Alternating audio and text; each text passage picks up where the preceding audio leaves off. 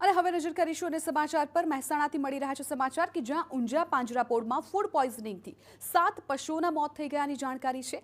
લીલો ઘાસચારો ખાધા બાદ પશુઓની તબિયત લથડી હતી। 3 ગાય અને 4 પાડા સહિત કુલ 7 અબોલ જીવોના મોત થઈ ગયા। મકાઈના લીલા ચારાથી ઝેરી અસર હોવાનું તારણ। પશુ ચિકિત્સકો દ્વારા પોસ્ટમોર્ટમ કરી વધુ તપાસ હાથ ધરાઈ છે।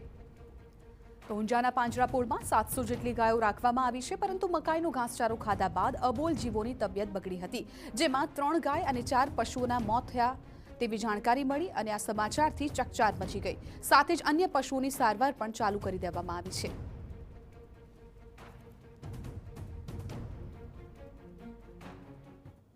અંદાજી અમારી પાંજરાપોળમાં અત્યારે હાલ 700 જેવી ગાયો છે।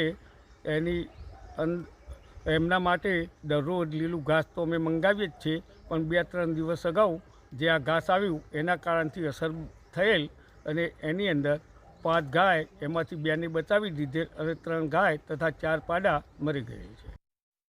સમગ્ર મામલે પશુ ચિકિત્સકોએ પોસ્ટમોર્ટમ સહિતની કાર્યવાહી હાથ ધરતા જણાવ્યું કે મકાઈનો ઘાસચારો ઝેરી હોવાને લીધે ગાયોની ફૂડ પોઈઝનિંગ થયું હતું, જેને લીધે જે પણ ઘાસચારો મંગાવવામાં આવે તેની યોગ્ય ચકાસણી કર્યા બાદ જ પશુઓને ઘાસચારો ખવડાવવા અંગે અપીલ કરાઈ છે।